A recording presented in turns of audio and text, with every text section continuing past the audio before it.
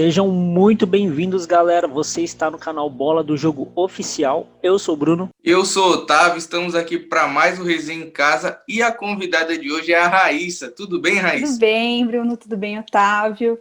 Estou muito feliz de estar aqui, muito obrigada pelo convite e vamos lá. A gente que agradece de você ter topado. E galera que assiste o nosso vídeo, se inscreva no nosso canal, deixa o like, ativa o sininho para receber as notificações e deixa aí nos comentários o que vocês acharam dessa resenha. E as redes sociais da Raíssa vai estar tudo aqui na descrição para vocês acompanharem ela também. E Raíssa, para a gente começar esse bate-papo, conta para a gente como foi a sua experiência com o jornalismo, de onde você começou a gostar do jornalismo e depois a gente entra no assunto futebol. Tá bom. Bom, eu sou formada desde 2013, sempre trabalhei em assessoria de imprensa. Eu entrei, na verdade, na faculdade lá em 2010, faz 10 anos que eu entrei na faculdade, meu Deus, tô ficando velha. E entrei na faculdade com o objetivo de ser jornalista esportiva, não vou negar, esse sempre foi o meu sonho, eu sempre quis ser jornalista esportiva, entrei na faculdade com esse propósito. Com o tempo, né, e conhecendo um pouco mais do jornalismo, entrando mais ali no jornalismo, acabei gostando mais da assessoria de imprensa. Sempre tive para mim que a assessoria de imprensa pagava mais no jornalismo. Infelizmente, a gente sabe que o jornalismo é uma área não muito valorizada no Brasil. Em Curitiba, a gente tem um mercado muito fechado, assim, para jornalista de TV, de rádio, de jornal. Infelizmente, o QI aqui é uma das principais formas de entrar. Eu nunca tive ninguém dentro do jornalismo, até porque, até a metade do meu terceiro ano do ensino médio, eu queria fazer engenharia civil. Podem fazer a cara que vocês estão pensando, exatamente, tipo, né, como que você fez essa mudança? Pois é. Então, assim, eu ia ser engenheira, ia fazer engenharia civil, e acabei quando eu estava saindo do cursinho, eu vi a Janine, que era uma apresentadora aqui do Plug, da RPC. Entrei no carro, eu lembro assim do dia que eu entrei no carro, falei para minha mãe, mãe do céu, a Janine estava lá fora de microfone, nossa, que maneira, né? E a minha mãe virou para mim e falou assim, Raíssa, vamos usar essa experiência para você repensar naquilo que você quer fazer. Você tem certeza que você quer fazer engenharia? Eu falei, não, mãe, com certeza eu quero fazer engenharia. Daí ela assim, mas você quer fazer engenharia por quê? Eu falei, sei lá, eu gosto de matemática. Ela falou, filha, sério mesmo que você vai fazer engenharia só porque você gosta de matemática? E eu sempre fui muito bem em matemática, assim, eu sempre tive muita dificuldade em português. Né, eu tive que fazer, tipo, reforço de português no ensino fundamental. Então, assim, mas eu sempre gostei de escrever, eu tenho livrinhos em casa, que a gente fazia textos na escola, e a minha mãe guarda, assim, os livrinhos. Na escola que eu estudava, a gente juntava todos os contos e tal, e a gente colocava. Então, minha mãe tem todos esses livrinhos. E aí, dela assim, será que você não gosta mais de alguma coisa mais de humanas, né? Uma publicidade, um jornalismo? Eu falei, não sei, mas vou pensar. Aí passei, depois daquele dia, várias vezes pensando assim, vou dar uma resumida. No fim, escolhi o jornalismo, né? Falei, não quero fazer engenharia, vou tentar o jornalismo. Confesso que em casa foi meio difícil, meu pai sempre quis que a gente fizesse ou medicina ou engenharia, mas ele nunca me pressionou a isso. Eu acho que todos os pais sempre quiseram ou que o filho fosse advogado, ou médico, ou engenheiro, né? São profissões que são um pouco mais valorizadas no país. E jornalismo a gente sabe como é que é, né? Bomba atrás de bomba. Então, aí no fim fiz lá o vestibular, passei. Eu só não passei na Federal, aqui no Paraná. Passei em todas as outras universidades. Em uma delas eu passei em 5º lugar, mas escolhi uma outra, fiz e tal.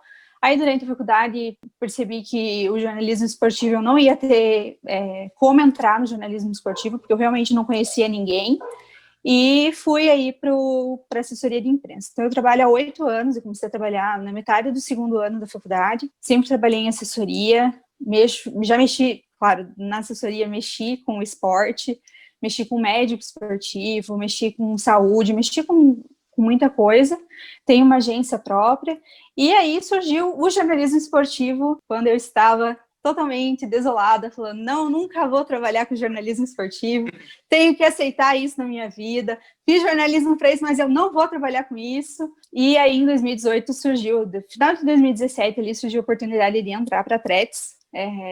Eu sempre tive muito para mim que, apesar de torcer para o Atlético, eu sempre tinha que ser muito imparcial, então eu sempre tentei, até 2017, ser imparcial em tudo, assim, sabe? Claro, a minha família toda é coxa branca, quem conhece aqui um pouquinho do Paraná e de Curitiba, nós somos o trio de ferro, né, o Atlético, o Paraná e o Coxa. A minha família inteira é coxa branca, inteira. Eu só tenho meu pai, minha mãe, minha irmã e meu marido hoje, que até conheci meu marido por causa do Atlético, mas só nós 5 somos atleticanos, o resto todo é coxa branca. Então eu passei a minha infância inteira, minha adolescência. Meu pai chegou em 2011, quando o Coxa foi para a final da Copa do Brasil, virar para mim e falou assim, Raíssa, por que você não foi ser coxa branca, filha? Né? Poxa, todos os teus primos aí, né, indo em jogo e tal, e você não vai em jogo, que o meu pai não gosta de ir em jogo e tal. E daí ele falou, por que você não foi ser coxa? Eu falei, não, pai, o Atlético me escolheu e é o Atlético. E eu vou estar com o Atlético na vitória, na derrota, na Série B, na Série A, né?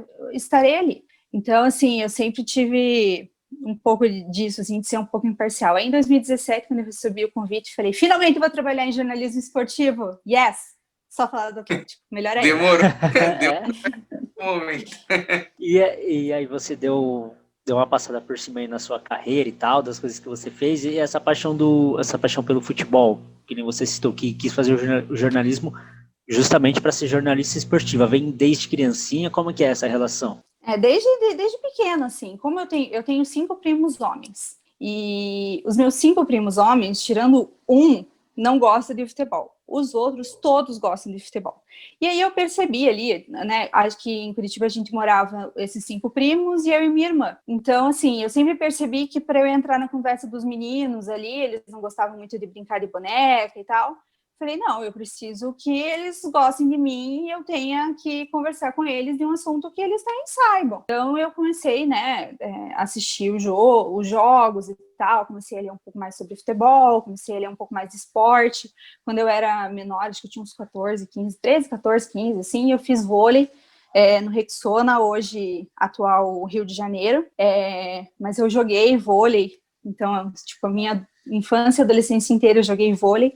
Eu só não segui a minha carreira de esportista no vôlei, porque eu me contundi e eu quase tive que fazer cirurgia no joelho, mas eu estava prestes a ir para a ABB, que é um outro time aqui de Curitiba, e aí eu me machuquei, tipo, faltando uns 3 meses para eu ser chamada lá, eu me machuquei, e aí eu larguei tudo, falei, não quero mais. Até hoje eu sinto, assim, dor no joelho, não cheguei a fazer cirurgia, mas desisti disso, mas foquei em aprender um pouco mais de futebol ali, conhecia um pouco dos times, né?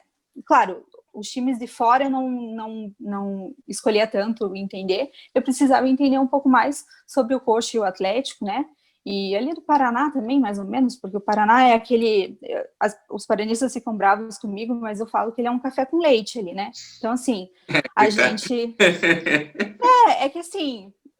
Eu tenho muitos amigos paranistas, meu avô é paranista. Então, às vezes, em muitas situações, eu torço pro Paraná para ver meu avô feliz. Então, eu chamo ele de café com leite, porque é aquela coisa, tipo, não gosto, mas para ver meu avô feliz, às vezes eu quero que torça, sabe? Que ganhe. Então, assim, é meu equilíbrio ali, né? Daí o Coxa é aquela rivalidade sadia de dentro do futebol, né? Mas sempre tive essa coisa, assim, com o futebol, justamente para aproximar dos meus primos. Eu tenho um primo que é quase da mesma idade que eu, ele é um pouquinho mais velho, tem um ano e meio mais velho que eu, e ele é super coxa branca, tipo, ele é fanático pelo Coxa, tipo, começou pelo Atlético. E numa final, eu lembro disso, numa final do Atlético Coxa. Gente, final do Campeonato Paranaense em Curitiba, acontece o seguinte, sempre cai na Páscoa, sempre. Ou Páscoa ou Dia das Mães, sempre. É sempre uma coisa que tá toda a família reunida. E neste ano, o meu pai não assiste jogo, desde a final de 2001. Meu pai não assiste jogo do Atlético, nem jogo, nada. Mudei isso na final da Sula, mas depois eu conto essa história. E nesse ano era uma Páscoa, e Atlético e Coxa, e meu pai, a minha tia morava pertinho, foi na casa da minha tia, e meu pai falou assim, estou indo para casa, vou sair na surdina para ninguém me ver saindo. Eu falei, eu não acredito que você vai me deixar aqui sozinha, com todo mundo. Aí ele, você aguenta, respira, o Atlético vai perder mesmo, então leve na esportiva. Só que a gente, se eu não me engano, a gente tinha ganho o primeiro jogo. Eu falei, não, pai, não vamos perder, né? Tá louco perder do Coxa, pelo amor de Deus, não, chega, acabou, né? E foi bem na época que o Coxa tava realmente muito melhor que a gente. E aí eu falei, tá, então vai pra casa, né? Vou ter que ficar aqui sozinha. E acabou que o Coxa realmente foi campeão em cima da gente. E meu primo começou a gritar em cima de mim. Tipo, muito, assim, surreal, gente. Vocês não fazem ideia do que ele fez. E ele vinha assim pra cima de mim, aí tinha ele na minha frente e uma cadeira. Vocês imaginam a situação, né? Eu chutei a cadeira para não chutar ele. Sim, eu fiz isso, porque senão eu ia chutá-lo. Chutei a cadeira. E assim foi indo. Daí, com o tempo, a gente aprendeu, assim, a debater um pouco melhor. O Coxa começou a cair, o Atlético começou a subir, e aí, né, eles não podiam mais me zoar. E aí, eu comecei, né, a minha vingança, né, e até hoje continuo com a minha vingança, apesar do, né, estamos no mesmo pé hoje em dia, né, no campeonato aí estamos um atrás do outro ali, ou às vezes o Atlético fica na frente, às vezes o Coxa fica na frente, então assim, ninguém pode zoar ninguém, mas eu ainda tenho 2 títulos internacionais e 2 nacionais, então eles não podem me encher o saco, sempre ando com as minhas faixas de campeão, junto comigo, porque a Copa do Brasil eles tentaram 2 vezes, foram vice 2 vezes, e eu tenho uma faixa da Copa do Brasil no meu peito, ad eterno. E em cima de 2 clubes que estavam em alta ano passado, né? Eliminou o Flamengo e foi campeão em cima do Inter.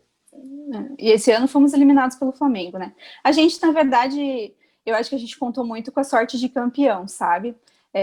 No jogo contra o Flamengo, eu até falei, assim, a gente estava conversando e eu falei, se a gente passar pelo Flamengo, a gente tem grandes chances de ser campeão, porque, querendo ou não, o Flamengo era, né, ano passado foi um dos melhores times aí. Contra o Grêmio também, foi uma partida, meu Deus, eu sempre digo que só foi pra Baixada no jogo contra o Grêmio quem realmente acreditava no Atlético, porque a Baixada estava vazia, e foi o jogo, olha, eu tô até arrepiada de lembrar, foi o jogo mais emocionante que eu já vi, que eu já fui em toda a minha vida, assim, até foi mais emocionante que a final, apesar da final eu ter chorado um monte, mas eu chorei um monte também contra o Grêmio. Foi surreal. Foi mais emocionante que a final da Sula. E olha que na final da Sula foi top. O final da Sul-Americana, nossa senhora, foi loucura esse também. Esse jogo foi da hora. Foi. E foi um time que eu acho que a gente conversou com outras torcedoras do Atlético também aqui no canal, e elas achavam que depois desse título, o Atlético conseguiria manter o elenco, né? Ou mesmo que vendesse alguns jogadores, ia trazer a altura. E esse ano não aconteceu isso. Ao que se deve, na sua opinião, esse problema? Eu acho que foi uma série de fatores, na verdade. A saída do Thiago Nunes mexeu muito com o time, porque foi uma saída muito conturbada. Eu vou falar um pouco com mágoa sobre esse assunto, porque eu tenho um pouco de mágoa com relação a isso, mas eu fazia as coletivas ano passado, então a gente, né, Atletis em si, que é o canal do Atlético aqui em Curitiba, a gente ia nas coletivas e tal, e eu fiz várias coletivas com o Thiago, e a gente criou ali não uma amizade, mas um vínculo ali, né, então eu chegava na coletiva, ele vinha, me abraçava, me dava oi, a gente se encontrava no estacionamento, ele sabia meu nome. A primeira vez que eu encontrei ele, tipo, eu já tinha ido várias coletivas, e um dia eu esperei meu marido lá embaixo, e o Thiago saiu, e ele falou, você é a Raíssa, né? Eu falei, cara, eu nunca falei na coletiva, tá ligado? Tipo, eu fiz uma pergunta pra ele, e ele sabia meu nome. Aí eu falei, meu Deus do céu, tipo, quem sou eu pro Thiago Nunes saber quem eu sou, né? Tipo, não tem por que ele saber meu nome. Ele sabia meu nome, ele sabia, tipo, ele sabia onde eu ficava sentada nas coletivas, porque eu sempre tentava ficar no mesmo lugar, porque como eu não gosto muito de aparecer, assim, eu ficava mais no cantinho, né? Até pro microfone não passar por mim, porque, né, vai que passa na rádio meu nome, né? E eu levo uma patada, né? Então, assim, eu prefiro não colocar o microfone. Mas uma coletiva antes desse dia que eu conheci ele, eu fiz uma pergunta sobre ele usar o Madison ao invés do Kelvin. E foi uma pergunta que ele ficou sem resposta, ele ficou tipo uns 2 minutos pensando, ele falou, Raíssa, eu nunca imaginei que alguém fosse me fazer essas perguntas, porque você vê as perguntas que esses outros jornalistas fazem, me perguntam, o time jogou mal hoje, né, me explica por quê. Tipo, e eu perguntei, olha, Thiago, eu queria saber por que você utiliza o Maddison, que não é nosso, e que faz partidas ruins, hoje tá detonando, né, mas isso não vem ao caso. Mas eu falei... O meu Santana. Então, assim, isso não vem ao caso, né, mas sim, a gente até gostava, assim, do Maddison, era só uma questão de, realmente, ele fazia 2 partidas boas e ele fazia 10 ruins. Então, assim, e a gente tinha o Kelvin, que fazia 10 boas e 2 ruins. E aí eu perguntei para ele essa questão, até veio do Twitter, um dos meninos me perguntou, eu não vou lembrar quem agora, mas eu fiz a pergunta e ele falou, cara, Raíssa, ninguém me fez uma pergunta tipo dessa que eu preciso realmente pensar para te responder. E aí ele me respondeu e tal. Eu acho, não lembro se foi nesse dia ou depois que eu conheci o Thiago, eu acho que foi até nesse dia. Aí ele virou para mim e falou assim, Raíssa, eu até falei, Thiago, desculpa de ter feito a pergunta, né, eu realmente não queria te colocar em saia justa. Dele, Raíssa, o jornalista serve para isso, é para deixar a gente de saia justa. Porque no Atlético, assim, as coletivas do Thiago, apesar de às vezes achar que ele dava volta e não respondia aquilo que a gente perguntou, muitas vezes ele respondia exatamente aquilo que a gente tinha perguntado, e ele sempre era muito sincero, ele respondia olhando no seu olho, e é muito difícil um técnico de futebol hoje responder o jornalista olhando no olho e não ser grosso, né, a gente vê aí várias entrevistas, o Paulo Tuori, que hoje é nosso técnico e diretor de futebol, ele, na verdade, não é bem diretor, né, é mais do que diretor de futebol, mas assim, eles são muito educados nas coletivas, eles respondem exatamente aquilo, sabe, para tirar o Thiago e o Autori do sério, assim, é muito difícil. Claro que tem, sempre tem, né, até porque você trabalha com o Petralha, então, em algumas situações, você aprende a ter mais um pouco do seu presidente ali, né, mas era muito difícil, e daí ele falou para mim, Raíssa, você foi excelente, porque ninguém me faz essas perguntas, as pessoas ficam perguntando, por que perdeu? E eu vou lá saber por que perdeu, passando 5 minutos do jogo, eu não tive tempo para sentar e entender o porquê que a gente perdeu, e assim, daí a gente criou ali, né, a coisa. Então, voltando à pergunta do o que eu achei, qual é o motivo? Um dos motivos, eu acho que foi essa saída do Thiago, que foi muito conturbada, porque ele realmente saiu, e uma semana antes ele falou pra gente que ele não ia sair, que ele não tinha proposta nenhuma. Ele olhou no nosso olho e falou isso. Então, assim, eu acho que pegou todo mundo meio de surpresa a saída do Thiago, como foi. Até porque foi numa época que o Petralha estava internado, não lembro se vocês lembram disso, mas o Petralha ficou um tempo internado, né, ele fez uma cirurgia, ele infelizmente quase morreu, graças a Deus que não, mas ele quase morreu. Então, assim, que a gente soube, a reunião foi, tipo, muito rápida e foi, tipo, não quero, não vou te pagar mais, e é isso, acabou. Dou razão para o Thiago, hoje, olhando mais imparcialmente, dou razão para o Thiago em alguns pontos, não dou razão a ele por outros pontos. Então, um ponto de não ter, do time ter se desmanchado foi a saída do Thiago. A saída do Lodge na metade do ano, depois da Copa, da Copa também pegou um pouco. Foi da Copa América, né? Foi Copa América. Foi. Da Copa América ali também pegou um pouco, eu acho. Eu acho que o Bruno Guimarães sentiu um pouco ali a falta do Lodge na frente. Apesar do Márcio Azevedo, eu ia falar Márcio Guimarães. Podem colocar uma telinha assim, tipo... o Márcio Azevedo, ele fez boas partidas depois que o Lodge saiu, mas a gente ainda tinha ali uma dificuldade com ele. Mas eu acho que o Bruno realmente sentiu essa saída. Aí começou, né, o desmanche ali, depois da Copa depois da Copa do Brasil ali, aí a gente já tinha situações que o Bruno ia sair, que tinha 1 milhão de times querendo o Bruno, aí o Bruno ia para o Atlético de Madrid, porque tinha uma cláusula do Atlético de Madrid com a venda do Lodge, que daí a venda do Lodge foi isso, porque tinha uma cláusula que o Bruno Guimarães também ia, e aí foi um tormento, né, aí começou a sair Bruno, saiu o Maddison, saiu o Marco Ruben, saiu o time inteiro, né? Ficou aquilo que a gente está vendo aí hoje, né? E aí a reposição, eu acho que eu não sei, na verdade, porque para você contratar, a janela de mercado é muito, muito grande, né? Então, assim, eu acho que o Petralha esperou ali. Eu vou colocar a culpa também no Paulo André, tá? Porque excelente jogador, legal, excelente zagueiro, mas como diretor de futebol tenho minhas ressalvas. Eu acredito que muito da conquista da Copa do Brasil está na mão do Petralha e do Thiago Nunes, e muito menos na mão do Paulo André. Acho também que a saída do Thiago Nunes teve um pouquinho ali de coisa do Paulo André, no ouvidinho do Petralha.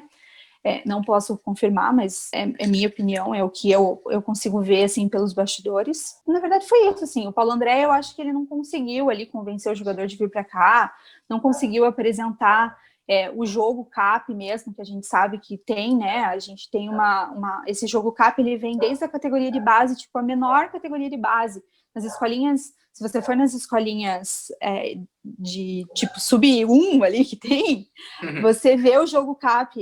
Um filho de uns amigos dos meus pais fazia a escolinha do Atlético e eu via o jogo CAP no time dele. Então, eu até conversava com meu pai assim, eu falei, pai, exatamente o que está acontecendo aqui acontecia acontece no Atlético. Então, assim, vem de baixo, vem desde pequenininho, eles aprendem o jogo CAP. Então, quando eles chegam lá no time titular, eles já entendem o jogo CAP, entendem o projeto, que o projeto do Atlético é ser campeão até 2024, com 60% do time da base. Então, são 7 jogadores da base e 4 jogadores que não são da base do Atlético, que não passaram pela base do Atlético.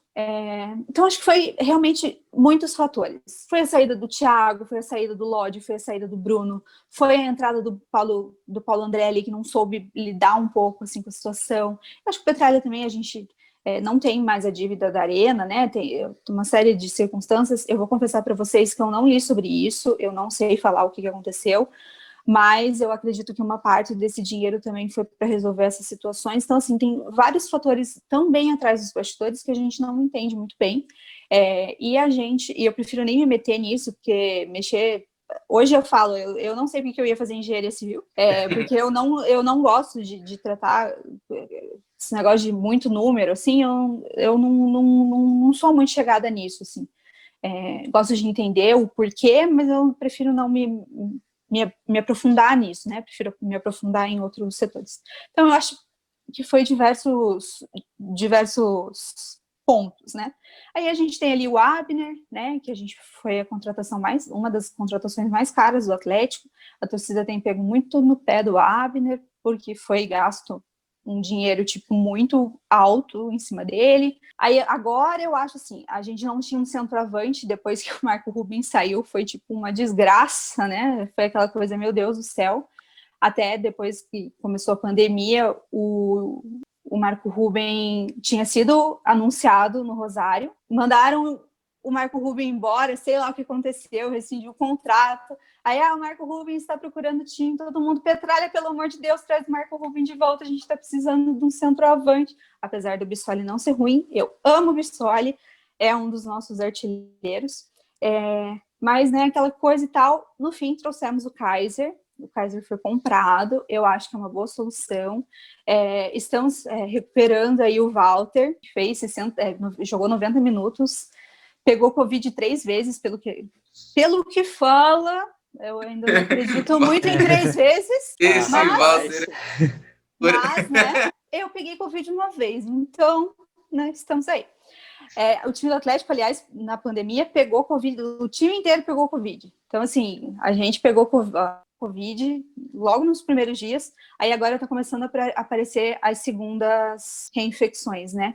Então, assim, a pandemia também atrapalhou um pouco essa relação, mas acho que é realmente um conjunto. Eu acho que agora a gente começou a se organizar, eu acho que o Autori tem um pouquinho de um pulso mais firme ali, na gestão e tal, apesar dele falar que ele não queria ser técnico. Confesso que quando o Thiago foi mandado embora do Corinthians, uma parte de mim ficou feliz e mandou aquela hashtag eu avisei, né? A gente avisou, a gente falou. Na Threads, inclusive, eu tenho um vídeo falando sobre isso e fiz uma música com relação a isso. Eu não vou cantar a música agora, porque ele já aconteceu o que eu previa na música, mas então, assim, quando o Thiago foi mandado embora do Corinthians, a galera começou a falar, Paulo Autori, pelo amor de Deus, o Thiago tá no mercado, traz o Thiago. o Thiago é a solução para os nossos problemas. Sinceramente, não acho que o Thiago seja a solução dos nossos problemas hoje, porque eu acho que o nosso time está todo embaralhado ali. A vinda do Jadson também para se recuperar aqui, acabou que a gente assinou o contrato com o Jadson antes da punição da FIFA começar a valer. Tem mais esse detalhe, né? A gente está 2 temporadas aí proibidos de contratar. Então é o que a gente tem para hoje. Esse é o nosso time até 2022, é isso que a gente tem e a gente vai ter que lidar com isso aí. O que a gente pode fazer é puxar nossos meninos de baixo para cima, e daí é a ideia do Petralha, né? Se até 2022 a gente tem que ter 60% para poder ser campeão mundial, e que, se Deus quiser, isso vai acontecer. Eu confesso para vocês que eu achei que seria esse ano, porque o Atlético estava voando em 2018 e 2019, mas eu acredito realmente que foi um lapso do tempo que a gente parou, o Atlético foi campeão, e aí a gente voltou a ser o Atlético, sabe? Aquele Hzinho ali foi a mudança. A gente sempre fala que a numerologia do Atlético deve ter mudado com H, né? Mas esse ano eles voltaram a ser o Atlético sem H, porque a gente não tá reconhecendo. Até ultimamente, quando o Paulo Torres chegou aí, a gente deu uma mudadinha. É isso, eu acho que foi realmente essa série de fatores, assim, e eu devo ter esquecido alguma coisa, né, nesse intermeio aí de série de fatores, mas eu acho que foi tudo isso em conjunto. Eu acho que fechou um pacote e é esse o problema, entendeu? O Atlético Paranaense teve o Pablo, que fez boas temporadas, depois veio o Marco Ruben, que também foi muito bem, e aí quando o Marco Ruben saiu, ficou meio nossa, quem pode ser o grande centroavante e tal. Aí você citou o Renato Kaiser, que veio, e o Walter também. Você acha que esses dois podem suprir essa carência de um grande centroavante para o Atlético Paranaense, ou você acha que poderia vir um outro nome? Assim, eu realmente acredito que o Walter tem super condições de ser um baita centroavante. Ele é um baita jogador. O problema do Walter ali foi, né, ele muda de estado, muda de time lá pra cima, ele volta a ser o Walter que a gente não gosta de ver. O Walter veio pra cá, ele perdeu 27 quilos, 26, 27 quilos. Ele perdeu 20 quilos em 3 meses, assim, foi surreal. Ele, pelo que a gente leu e tal, que eu li, ele treinava de manhã e de noite e fazia uma dieta e tal. Acredito também que ele passou por essas coisas da Covid melhor, justamente por esse físico ter melhorado muito.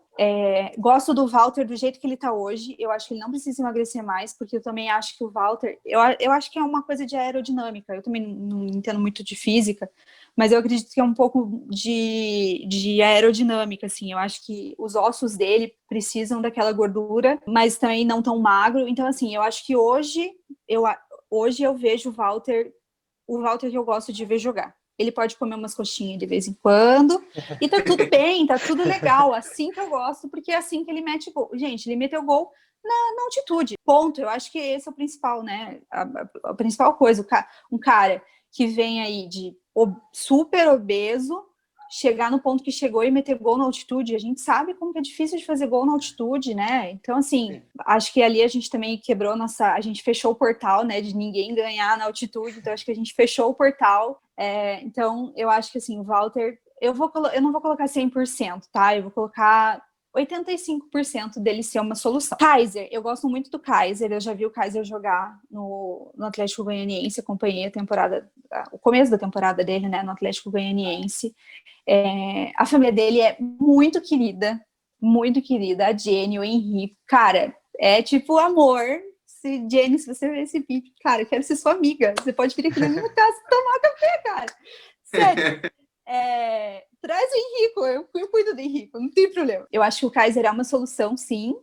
Acho que os dois vão disputar ali um pouquinho de vaga, mas eu acredito que o Walter vai ser... Até porque o Walter não tem contrato, o contrato dele vai até dezembro, janeiro. A gente não sabe o que vai acontecer depois, até porque, né, a gente não pode contratar. Então, acho ali que o Kaiser vai suprir ali, e acho que a gente tem ali Bissoli, a gente tem mais nas categorias de base, a gente tem ali também alguém que possa suprir, né, um Jajá. Eu acho que a nossa solução hoje tá ali no Kaiser, não que ele seja o Marco Ruben, tá? Não tô falando isso, eu acho que a gente deu muita sorte de ter o Marco Ruben, eu sou muito grata ao Marco Ruben, acho que fez uma baita de uma temporada, muitos também dos nossos títulos passaram ali pela mão dele. O Pablo é da nossa base, né? Tem ali da nossa base, traz o nosso jogo cap ali no seu DNA. O Pablo ele é muito de temporadas, então vocês podem perceber que ele foi muito bem na temporada 2018, começou a temporada 2019 ali, né, malzinho, daí foi para São Paulo, se machucou. Esse é um ponto bem importante, que eu acho que vale um asterisco aqui. O Pablo se machuca demais. Teve várias temporadas aqui no Atlético que ele passava tipo a temporada inteira machucado, ele fazia um jogo, se machucava, se lesionava. A gente viu no São Paulo que acho que ele ficou teve 7 lesão meses. séria, né? Isso. Sim. Então, assim, ele fica muito tempo, ele faz jogos e aí ele se lesiona e ele fica muito tempo fora. E isso aconteceu, tipo, várias vezes quando ele jogava no Atlético. Então, eu acho que vale uma ressalvinha ali. Eu gosto do Pablo, acho ele um baita jogador, mas eu acho que ele se machuca demais. É a mesma coisa do Bruno Nazário, né? O Bruno Nazário faz boas temporadas, mas ele se lesiona muito. Então, que também jogou aqui, né? Infelizmente era muito banco, mas também era muito banco por conta das lesões, né? Ele fez um jogo aqui, ele se lesionou, ficou 5 meses fora. Então, eu acho que é uma coisa a se pensar. O Paulo, então, tem esse percalço. Então, assim, não acho que o Kaiser e o Marco Rubem estão na mesma linha, mas eu acho que está um pouquinho abaixo. Então, assim, eu dou 110% para o Marco Ruben e eu dou 95% para o Kaiser. Então, assim, eu acho que é a nossa solução, sim, hoje. Acho que ele é muito humilde, então, tipo, o choro dele no último jogo, gente, eu chorei junto, porque era aniversário do Henrico no dia, e a Jenny estava contando, estava vendo os stories, e a Jenny falou que o Henrico pediu para ele imitar o Sonic, se ele fizer no jogo. E aí ele foi lá, fez gol nos últimos minutos do jogo, e aí ele imitou o Sonic, e ele caiu em prantos. Porque a gente sabe que a pressão, né, a nossa torcida é muito corneta, a gente corneta mesmo, a gente fala mesmo, a gente reclama mesmo. Dizem que a gente é a torcida mais chata do Brasil, e sim, é porque a gente cobra mesmo. E eu acho que a gente esperava muito de 2020. Eu acho que a gente tinha muita chance de ser campeão da Libertadores. E eu não estou falando isso com clubismo, eu estou falando realmente sem clubismo mesmo, assim. Eu acho que se a gente tivesse continuado com o Thiago e o Bruno, o Marco Rubem ali, a gente tinha muita chance de ser campeão da Libertadores, de verdade, do fundo do meu coração. Eu tenho muito medo do que vem pela frente aí. Então, assim, mas daí decepcionou um pouco, sabe? Eu acredito que muito pela pandemia também, né? A pandemia acabou acabando com o sonho de muita gente. Eu acho que a gente teve que mudar, né? Quem não aprendeu em 2020 não aprende nunca mais. Eu acho que a gente teve muitas mudanças em tudo, assim, na nossa questão física, emocional, tudo, assim. Então, eu acho que isso passou pelos jogadores também. Acredito que muito do nosso desempenho hoje é por causa disso. Modificação, né? Essa coisa de ter que fazer exame todo jogo, ter que ficar enfiando aquele troço no nariz, você ficar com medo do resultado, né? Sei lá, a torcida, teve um episódio do Coxa com o Sassá, que o Coxa perdeu pro Atlético e o Sassá, na noite seguinte, foi fumar narguile e tava em comemoração. Cara, você vai comemorar o quê, velho? Você perdeu pro seu maior rival, entendeu? Tanto que o Coxa tomou uma postura exemplar, a gente até elogiou o Coxa de rescindir o contrato. Não dá, cara. Você acabou de perder pro seu maior rival, você vai comemorar o quê, velho? No meio de uma pandemia ainda, que você pode pegar Covid indo no mercado, saindo na rua, respirando o ar, sabe? Eu acho que muito isso pega no emocional. Se pega no nosso emocional, que a gente não tem uma cobrança em cima da gente, pensa alguém que tem uma cobrança o tempo inteiro se você não traz resultado. Então, eu acho que é isso que o Atlético está treinando desde antes, né? A gente tinha aqui em Curitiba a gente ficou na bandeira amarela por muito tempo, então o Atlético conseguiu treinar, aí do nada a gente virou para a bandeira laranja, treinamento não podia mais, aí o Atlético com um tempo sem treinar, que foi bem no período que a gente teve os casos de Covid mais recorrentes no clube. Então, assim, teve diversos fatores. Então, acredito que a pandemia também tenha causado isso. Mas acho que é a vida que segue, eu acho que a gente tem que tomar um pouco, né, só essa coisa. Mas acho que o Kaiser, show, gosto dele. Acho que daí a gente tem o Bissoli também, né, que pode fazer ali uma questão de centroavante. Daí ele é um banco ali, um terceiro ali, né? Que fica Kaiser, Walter e Bissoli. Vocês cobrem, que vocês estavam cobrindo a coletiva do Thiago Nunes e que ele até falou, Isso. pô, olha as perguntas que os jornalistas me fazem, né, em relação à sua pergunta e tudo mais. Você acha que, pelo fato de, por exemplo, em clubes, sempre serem os mesmos jornalistas e quando um técnico está lá por muito tempo, como era o caso do Thiago Nunes, acaba, não sei se companheirismo é a palavra certa, mas assim, até uma certa amizade, assim, que impede de fazer perguntas mais, eu não diria polêmicas, mas perguntas até mais relevantes para o técnico poder responder, e aí entra nessa área de conforto de vou perguntar o mais do mesmo e já era? É que sim, a gente tem poucos jornalistas esportivos mesmo aqui em Curitiba. Então, assim, normalmente são sempre os mesmos setoristas, né? O setorista fica, tipo, ad eterno cobrindo o clube. Tem aí, por exemplo, na banda B, quem cobre o clube faz desde que eu me conheço por gente, é a Monique Vilela. Então, eu não sei, eu concordo com você. Eu acho que a gente, não que crie um laço, tá? Não que crie uma amizade. Eu acho que a gente acaba se acomodando, sabe? Acho que essa é a palavra. E eu acho que, como é o mesmo treinador, o clube estava vindo em boas condições, a gente sempre estava ganhando, né? Então, assim, eu acho que a gente, na verdade, acaba as perguntas, né? Você fica tipo, tá, acabou a pergunta, porque, cara, eu vou perguntar para você de volta por que você ganhou. Tipo, ele entrou com o mesmo time. Daí você vai pra coletiva e você vai perguntar de volta, tá, legal, gente, por que você ganhou? Daí, tipo, a gente até teve uma situação, tipo, que a galera ficou em silêncio, porque, velho, tava ganhando tudo. Teve uma sequência que a gente ganhou, acho que 15 jogos numa sequência. Aí chegou, tipo, no 15º jogo, a gente ficou, cara, não tem o que perguntar, velho. Como é que você vai fazer uma pergunta se o time tá voando, se o time tá ganhando? Ah, me dá a receita aí pro time tá ganhando. Ué, pessoal, você vê, né? E mesmo assim a gente fazia essas perguntas, porque, né, não tem como você fugir dessas perguntas, né? Mas, assim, teve coletiva que durou, tipo, 10 minutos. E, normalmente, o jogador também, porque, assim, a coletiva são 2 etapas, né? A do Atlético, porque eu não acompanho muitas coletivas dos outros times. A gente tem 2 etapas. A gente tem a primeira coletiva, que é com o técnico, e depois a gente tem a coletiva com o jogador. Então, normalmente, eles pegavam ali um jogador ou que foi muito mal, que a torcida, tipo, cornetou muito, eu ia usar um palavrão aqui, desculpa, que a torcida cornetou muito, ou eles pegavam o melhor jogador do campo. Daí tinha as perguntas ali, com o jogador às vezes até saía um pouco mais, né, porque você nunca faz a entrevista com o mesmo jogador. Eu acho que teve 2 vezes que foi com o Jonathan, e tipo umas 3 vezes que foi com o Nicão. Nem lembro também se eu peguei entrevista com o Nicão, eu acho que não. Mas eu fiz entrevista com o Jonathan uma vez e eu fiz uma coletiva com o Bruno Guimarães. Fazer pergunta pro Bruno é muito fácil, cara, porque o Bruno é uma pessoa que se comunica muito bem, ele sabe falar demais, então assim, é muito bom fazer coletiva com o Bruno Guimarães. Se um dia o Bruno Guimarães voltar pro Brasil, e eu espero que ele não volte, e se voltar, que seja pro Atlético, mas assim, fazer coletiva com o Bruno é maravilhoso. Eu acho que até na França, cara, em menos de um mês o cara estava falando francês. Ele nunca tinha feito aula em francês, né, antes de ir para a França. Então, assim, fazer coletiva com o Bruno, ele é muito disciplinado, ele é muito calmo, ele te explica, sabe? É gostoso de fazer entrevista com ele. O Jonathan era um pouquinho mais difícil, assim, porque o Jonathan não fala muito e tal, apesar de ser um jogador mais experiente, né? O Jonathan tem anos de bagagem, né? Mas era um pouco mais difícil, assim, de fazer a entrevista com ele. Mas com o Bruno Guimarães era maravilhoso, assim, porque o Bruno sabe explorar bem.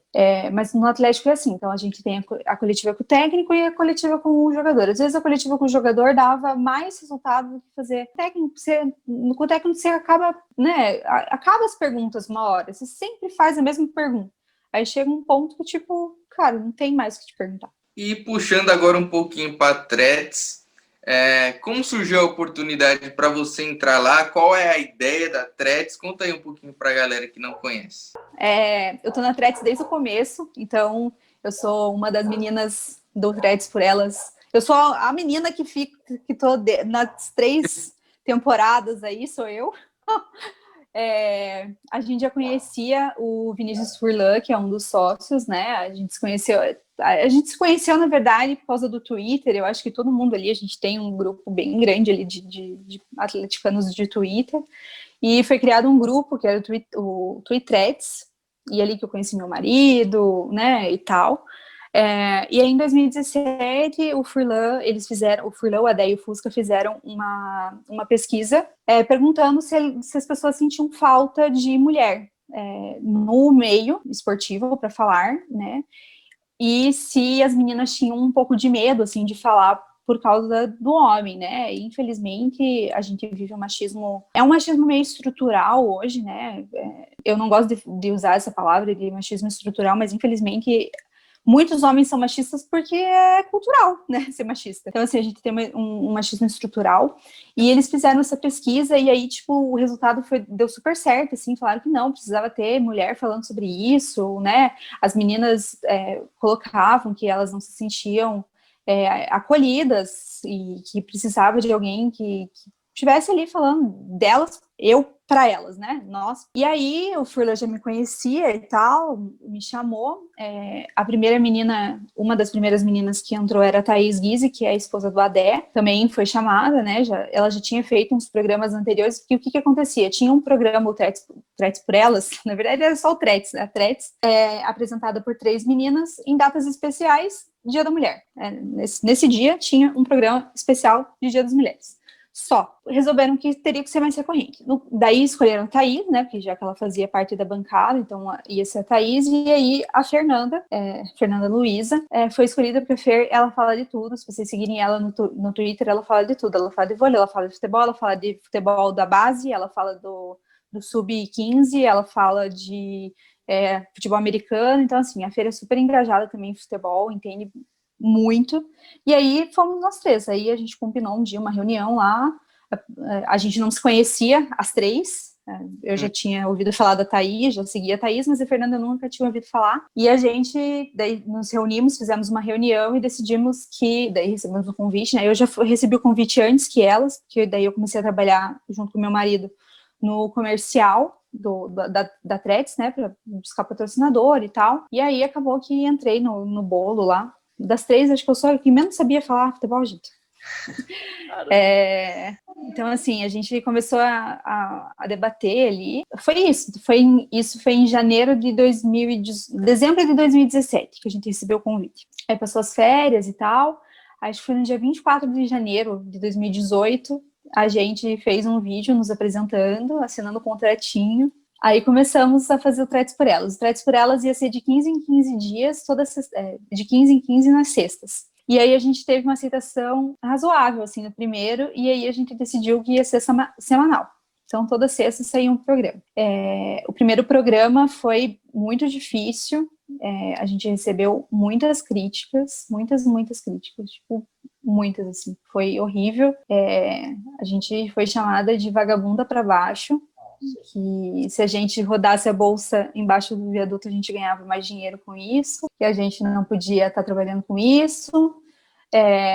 Pegamos esse comentário, descobrimos onde o homem trabalhava, conseguimos um engajamento muito bom, assim, nessa situação, e a gente descobriu que o cara só colocava lá que trabalhava nos lugares, e ele fez, tipo, um serviço para X, né, lugar, mas que mesmo assim a gente mandou mensagem para a empresa e a empresa fez com que a terceirizada demitisse o cara.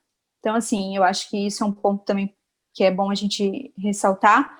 Não é porque você está atrás de uma tela de computador, de celular, de tablet, que você está imune. Então, eu acho que as pessoas têm que ter um pouco de cuidado, assim, com o ódio que elas destilam, sabe? A gente está numa época que o tribunal da internet é muito mais forte que o tribunal normal. O povo acha que virou terra de ninguém, né? Pode falar o que quiser, queimar todo mundo que vai passar ileso.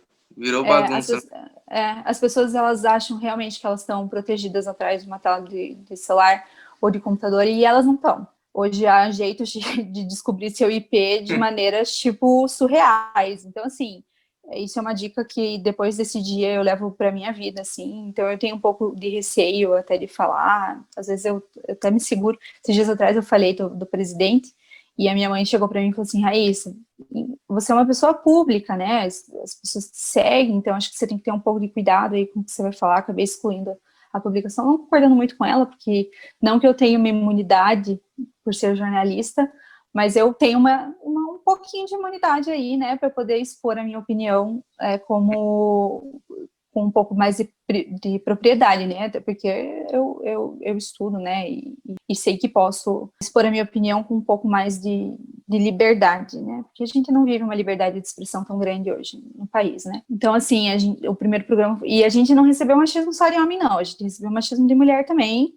Tem um X de torcedoras que queria estar no lugar de vocês, aí vai... Pois esses X de torcedoras acharam que a gente roubou o lugar de X pessoas, entendeu? Então, assim, a gente foi muito ruim. Eu tenho todos os prints do dia, de tudo que falaram. Eu tenho tudo salvo, porque se um dia vierem me encher o saco, eu vou falar, mas nesse dia aqui, ó, vocês falaram isso. Entendeu? Então, assim, foi horrível. O primeiro programa foi terrível e foi um dos melhores programas que a gente fez. O programa estava muito legal. A gente falou sobre se Atlético e Paraná era clássico ou não, se era derby, se era clássico. A gente fez um debate super legal porque a gente tinha 3 opiniões diferentes na bancada, né? Então, assim, foi bem legal. Aí, passou um pouco, chegou a Copa do Mundo e a Thaís resolveu sair porque ela realmente não estava mais aguentando os haters. A gente recebia mensagem, tipo, por inbox. Então, assim, bem difícil.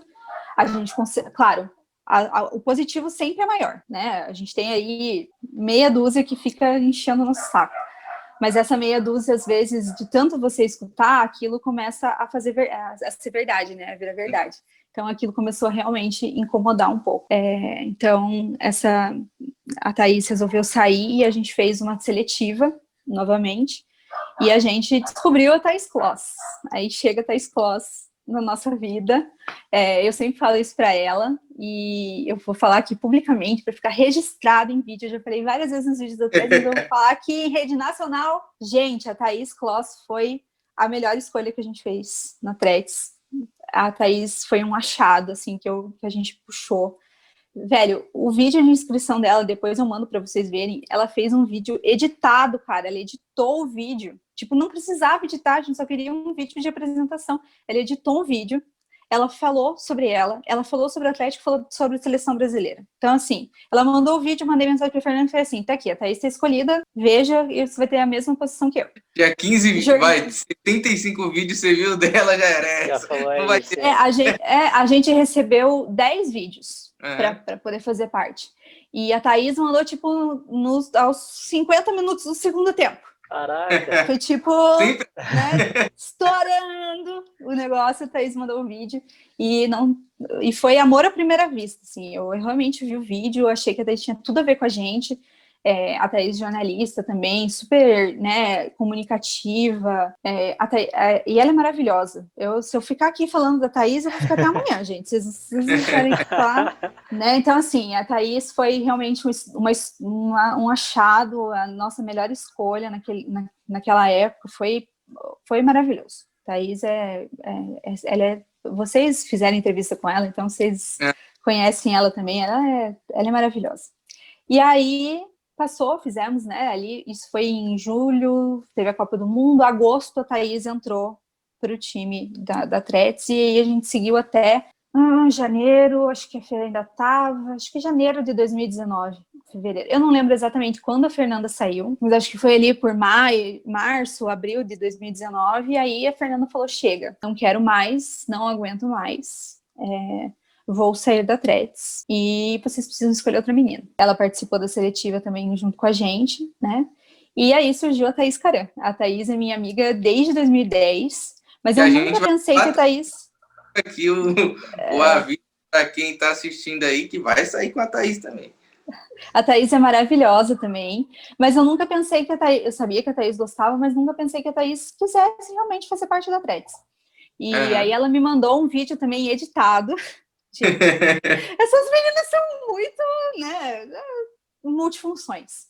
E ela mandou um vídeo também editado, mandei para as meninas, né, porque como ela é minha amiga há mais tempo, né, falei, gente, o Fusca veio falar comigo, a Thaís quer fazer parte, vejam o vídeo aí. Por mim, não tem mais, também a gente recebeu umas 20 inscrições, falei, mas eu por mim, e tinha meninas muito boas, eu não vou tirar mérito de nenhum, porque todo mundo entende de bola mesmo, todas as meninas que mandaram entendem de bola, mas eu acho que é uma coisa de energia mesmo, né, de sinergia. E como eu conheço a Thaís há muito tempo, eu sabia que ela era a cara da Threads. Daí, tá, escolhemos lá a Thaís, né, também, a Fernanda e a Thaís aprovaram. A gente vive de Thaíses. Na nossa equipe de jornalismo, a gente tem mais uma Thaís. Então, assim, nós estamos 5 Thaís na equipe, porque as outras meninas continuam, né, continuam com a gente por trás, né. Então, assim, foi realmente mais um achado. Thaís é maravilhosa. Quando vocês forem fazer entrevista com ela, vocês vão perceber, ela é super comunicativa. A Thaís entende também. Eu não sei, é um conjunto, assim. Então, como eu tô nas 3 temporadas, né, então eu fiz a parte com a Thaís Guise, com a Thaís Kloss e com a Thaís Caran. Acho que todas nós ali, nós 5, nós somos... E a gente criou uma amizade muito forte. Então, nós somos amigas de verdade. As meninas, não é só ali de sentar na bancada ali. As meninas, elas sabem todo mundo sabe a dor de todo mundo, a gente se protege mesmo. Então, aconteceram situações que eu não vou abordar aqui, mas situações que a gente se protegeu, a gente se juntou e falou assim, não, a gente vai proteger e ponto, acabou, entendeu? A gente sentou muita coisa, mas eu vou proteger e pronto, eu não me importo com o que vem depois. Eu tô me importando que eu não vou fazer X coisa por causa de X pessoa, entendeu? Então, assim, a gente é amiga de verdade, elas vêm na minha casa, frequentam a minha casa, sentam na minha mesa, e eu vou defender elas até o fim, porque elas não são só minhas companheiras de bancada, elas são mulheres que me inspiram, mulheres que estão junto comigo a hora que eu preciso, e eu amo muito essas meninas, sou muito grata pela oportunidade, a Threads, além de me disponibilizar, né, me deixar falar sobre futebol, que eu sempre quis, me trouxe pessoas maravilhosas para minha vida, que eu vou levar para sempre, para o resto da minha vida. As pessoas que trabalham na Threads estão na minha vida para sempre, e principalmente as meninas. Aí. Mas é isso, daí essa foi o momento que a gente tá hoje, né? A bancada hoje consiste eu, Thaís Close e Thaís Caran, e aí, hater sempre terá, né? Sempre tem. Eu tive uma situação, não lembro quando foi, acho que foi 2018, acho que logo que a Thaís entrou, a Thaís Kloss, que um cara me xingou num dos vídeos, e as pessoas me defenderam e tal, X pessoas, né, as minhas amigas me defenderam e tal, os meus amigos me defenderam. Fomos na Baixada um dia, e eu fui no banheiro sozinha, virei pra feira, a feira até, inclusive, assiste jogo com a gente, a gente, né, senta no mesmo lugar e tal. Falei, amiga, eu vou no banheiro. Falei pro Fabiano, falei, vou no banheiro. Dele, você não quer que eu vá junto? Falei, a Fernanda perguntou, você não quer que eu vá junto e tal? Eu falei, não, acho que eu vou, né? Aí fui, e essa pessoa que me xingou na internet me viu entrando no banheiro e me esperou para eu sair do banheiro. E ele me xingou muito, gente. Muito. E, tipo, onde a gente sentava... Tem o que fazer, né? Puta merda. Pois é. E eles sentados, eu saí do banheiro e no corredor que a gente estava era o corredor dos caixas. Então tinha muita gente no corredor, inclusive o staff do Atlético. E esse cara me xingou, gente. Meu Deus, é surreal, assim. Me xingou muito, gritava comigo. Eu falei, cara, mas por que você veio fazer isso? Cara, a gente já conversou na internet, entendeu? Eu já te expus que sou mulher, mandei o que você falou de mim para sua mulher, porque assim, não foi só xingamento nos comentários, ele veio em inbox também. E aí me xingou, começou a gritar comigo no campo, e ninguém fez nada, nada, absolutamente nada. Aí, claro, né, a gente tem sangue de barata até um ponto, né, chegou um ponto que eu falei, daí também acabei perdendo a razão, não devia ter gritado, mas acabei dando uns berros também, e ele falava assim, vocês são muito ruins, os meninos são muito melhores que vocês nem tinham que estar lá, eu duvido que teu diploma de jornalista seja verdadeiro, você deve ter falsificado seu diploma. Falei, cara, só eu sei, isso não depende. E aí a gente começou a discutir, ninguém fez nada, ninguém, tipo, segurou ele, porque ele veio meio pra cima de mim, sabe? Ele gritava comigo, tipo, meio em cima de mim, assim. Cheguei, depois da hora que ele começou a gritar, e ele percebeu que eu acho que ele percebeu que ele tava se extrapolando, e tava quase começando o jogo também, acho que faltava 1 minuto para começar o jogo, e aí ele queria assistir o jogo, né? E aí eu cheguei tremendo, né, na cadeira, todo mundo, cara, o que aconteceu? Eu falei, cara, o cara babaca que me xingou na internet me achou no corredor ali, esperou eu sair do banheiro para me xingar. E ninguém fez nada. Sério, gente, tinha umas 20 pessoas no corredor. E mais o staff do Atlético, ninguém fez nada. A gente pediu câmera também, né? Porque logo em seguida já chamei o advogado do Atlético, que também é nosso amigo, e falei, Beto, eu realmente preciso tentar achar essas câmeras, né? Porque eu preciso mostrar que ninguém fez nada, o cara vindo pra cima de mim e tal. No fim, não aconteceu nada. A mulher dele também nem me respondeu, cagou pra mim, então, né, deve ser machista igual o marido dela. Então, assim, foi uma situação bem complicada. O resto, assim, de xingamento na internet, a gente já entra no ouvido certo pelo outro, né? Porque sempre vai ter, as pessoas vão te xingar mesmo. Mas também, né? A gente tenta ao máximo... nunca falo as coisas sem ter propriedade, eu sempre estudo para falar, eu nunca sento naquela bancada sem ter certeza absoluta daquilo que eu vou falar. Claro que às vezes a gente solta eu acho e tal, mas eu nunca sento lá sem propriedade. Então, tudo que eu falo naquela bancada eu tenho total propriedade para falar. Não fiz jornalismo à toa, né? Eu sei todas as minhas responsabilidades e sei que qualquer coisa que eu fale na Threads, ou eu fale aqui, ou eu fale na internet e que não seja verdade, eu vou arcar com as consequências, mesmo tendo aí uma imunidade jornalística, né? Mas nunca sento eu quero deixar isso bem claro, assim, eu nunca sento naquela bancada sem ter certeza absoluta daquilo que eu acordo todo dia para fazer. Então, a Threads é minha realização de um sonho. Eu sou muito grata por trabalhar na Threads, eu gosto muito do que eu faço. Já pensei em desistir várias vezes, eu confesso para vocês. Em muitas situações, realmente pega aí muito firme no emocional, e eu já pensei realmente de desistir. Faz um mês, mais ou menos, eu falei para as meninas, eu falei, gente, chega, eu não quero mais isso para minha vida, tá me afetando muito. Mas aí eu coloco a cabeça no travesseiro e eu vejo tudo que eu fiz pela Threads e por mim mesmo, né? E eu falo, não, eu não vou desistir agora. Se eu cheguei até aqui, eu vou terminar e é isso. Mas eu sou muito grata, e muito grata pelas amizades que fiz, pelas pessoas que me mandam mensagem falando que gostam de mim, que são meus fãs. Eu não acho que eu tenho fãs, né? Mas vou colocar um fã aí. Mas que gostam de me escutar falando, né? Porque, gente, eu realmente não me sinto... As pessoas falaram, você é uma pessoa pública. Cara, eu não sou. Eu sou uma torcedora do Atlético que bota minha cara a tapa aí na frente de vocês. E... né, tô aqui só expondo tudo que vocês falam. Eu exponho no Twitter e depois eu falo em vídeo. Então, assim, eu realmente não me acho uma pessoa pública. Às vezes cuido um pouco do que eu falo, sim, porque eu sei que a gente é pessoa pública, não só eu, vocês também, acho que vocês têm essa mesma visão. Não me acho influencer, não me acho nada, só acho que sou uma torcedora que vem aqui na frente do celular ou do computador e falo o que eu penso.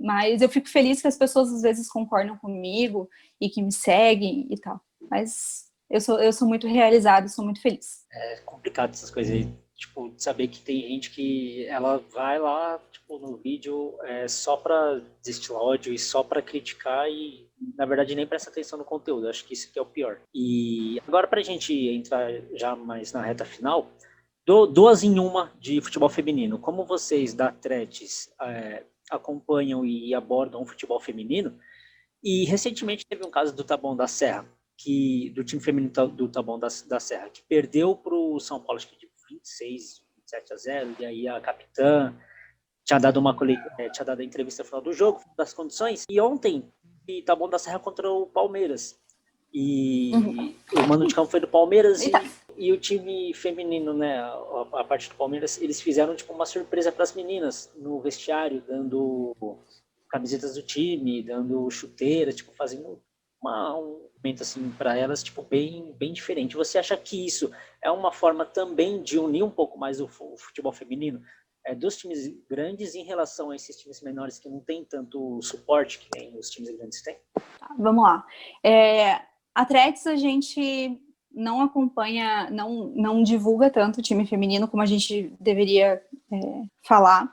As meninas, no começo lá do Campeonato Brasileiro A2, a gente divulgou, a gente fez pautas em todos os jogos.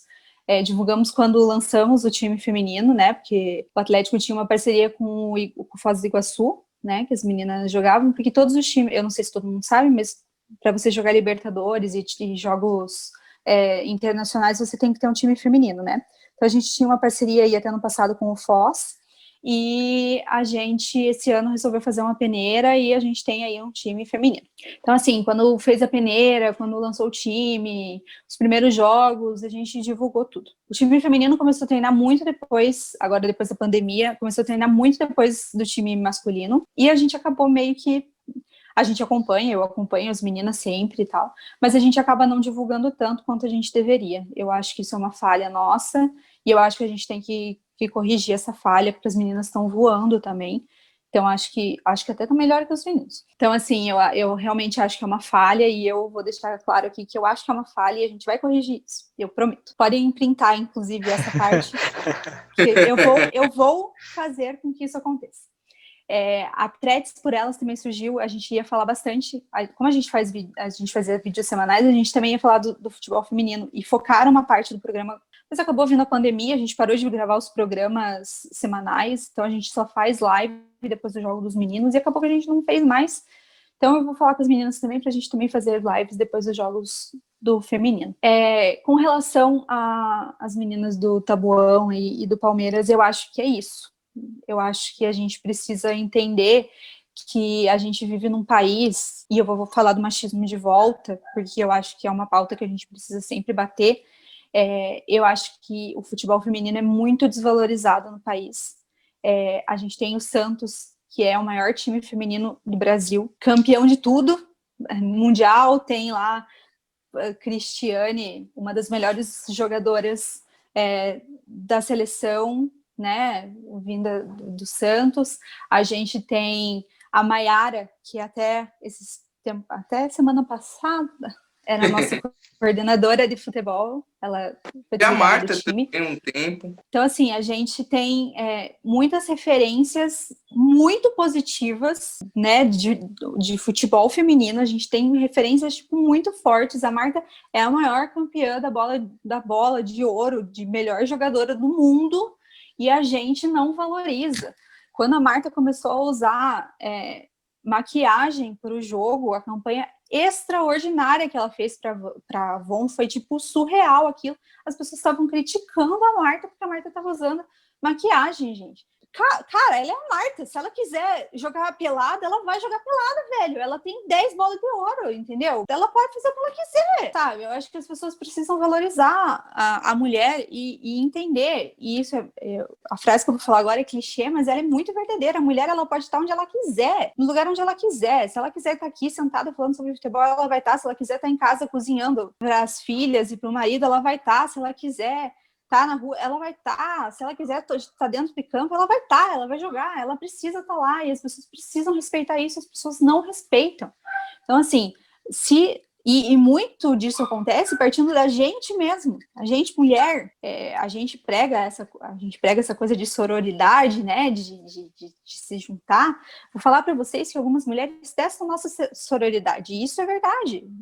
E eu acho que os homens também têm isso, de homem testar né, a parte de vocês, e eu acho que isso na mulher também tem muito enraizada, vem o machismo aí enraizado dentro da gente, porque a gente deve ter mais ou menos a mesma idade, eu tenho 28, então vocês devem ter mais ou menos a mesma idade que eu. A gente aprendeu, a gente veio de uma geração muito machista, né, os nossos pais vieram de uma geração mais machista ainda. Então, a gente ainda carrega esse machismo dentro da gente, né, um machismo cultural, né, machismo estrutural. E a gente precisa mudar essas coisas na nossa cabeça e começar a trabalhar isso. Então, eu acho que é muito importante se partir. As jogadoras femininas hoje, dos times, elas devem ter mais ou menos a nossa idade também, né? 28, ali, 32, 35. Então, se partir delas uma mudança de pensamento, eu acho que fica mais claro para a gente que está assistindo uma mudança dentro da gente. A Marta jogou de maquiagem, irado ela jogar de maquiagem, velho. Eu acho muito legal, ela mostrou que se você quiser jogar bola, ou se você quiser jogar vôlei, ou se você quiser jogar basquete de batom, se você suar, o batom não vai sair. E é uma coisa tipo nossa, entendeu? Então, assim, eu acho muito importante essa coisa delas se sentirem acolhidas. Não é porque tomou 27-0 que você é um time ruim. Todo mundo tem dias ruins. Vai que naquele dia a goleira estava ruim, a zagueira estava ruim. Eu acho realmente que tem que partir de nós para elas, delas para nós e de nós para vocês, nós, digo, num conjunto daí, para vocês mostrar, vocês homens no caso, né, que a gente entenda aí que que todo mundo, que a união faz a força e a gente tem que mudar aí a próxima geração, para a próxima geração vir menos machista e para a próxima geração deles vir menos machista ainda e a gente conseguir desconstruir tudo isso que carrega aí. Eu sei que eu militei agora, desculpa, eu não queria ter militado, mas é que eu acho que é um ponto muito importante da gente falar. E eu realmente acho que em muitas situações eu sou machista mesmo. E não é uma coisa minha, porque eu não sou machista, entendeu? Mas e muitas vezes eu tenho reações machistas, mas é uma coisa que é meio involuntária, eu acho que é meio uma coisa do inconsciente. Às vezes a gente fala, nossa, por que não, calma, pera, daí você tem que pensar um pouquinho e você fala, será que eu fui? E eu acho que você realmente repensar as suas atitudes passa. Por exemplo, quem disse que as torcedoras do Taboão não viraram e falaram, puta, que mulherada, né? Ah, calma, entenda, e depois você pensa.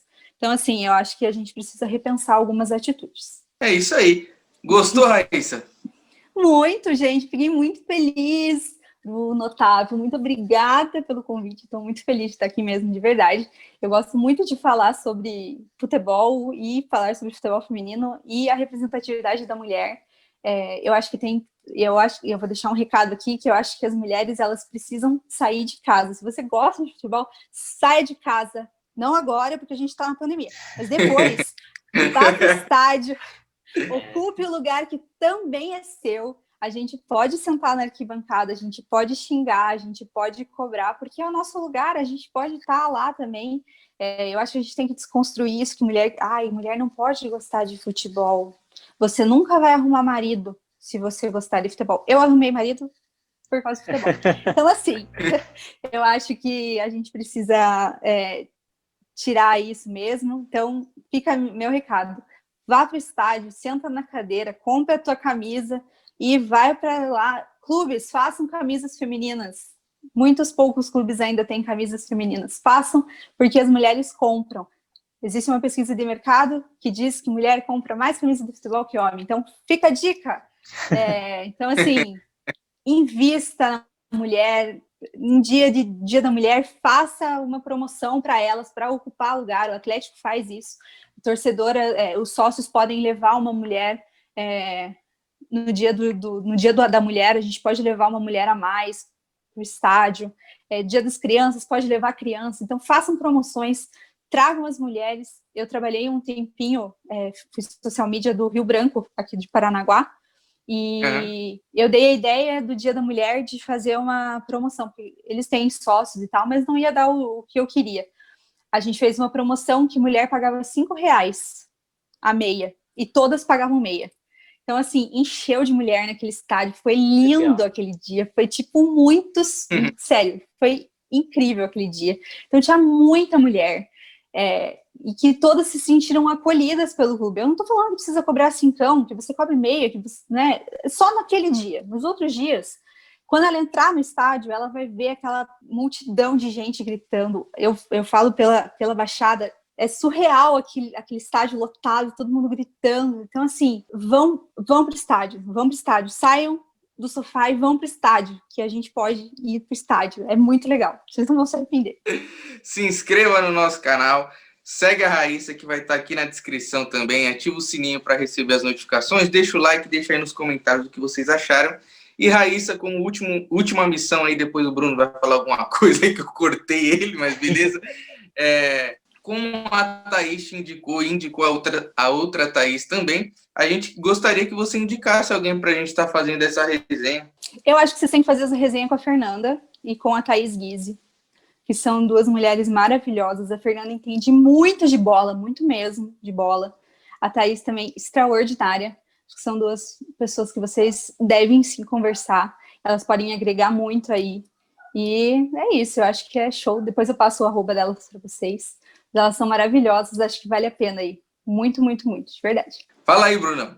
Não, porque Não, só deixar as minhas considerações finais. Mais uma vez, Raíssa, muito obrigado por disponibilizar seu tempo, trocar essa ideia que foi da hora pra caramba. Show de bola mesmo. Gostei demais. E aí, assim que for sair o vídeo e tudo mais, a gente vai te dando um toque. Obrigado pelas indicações e por mostrar todo o seu lado, assim, tipo, no futebol feminino, nas mídias, no Tetris e tudo mais. Então é isso aí, pessoal. Até o próximo vídeo. Façam tudo que o Otávio falou, seguem a Raíssa, sigam, não seguem a Raíssa, e o Tetris vai estar tudo na descrição. Até o próximo vídeo e valeu!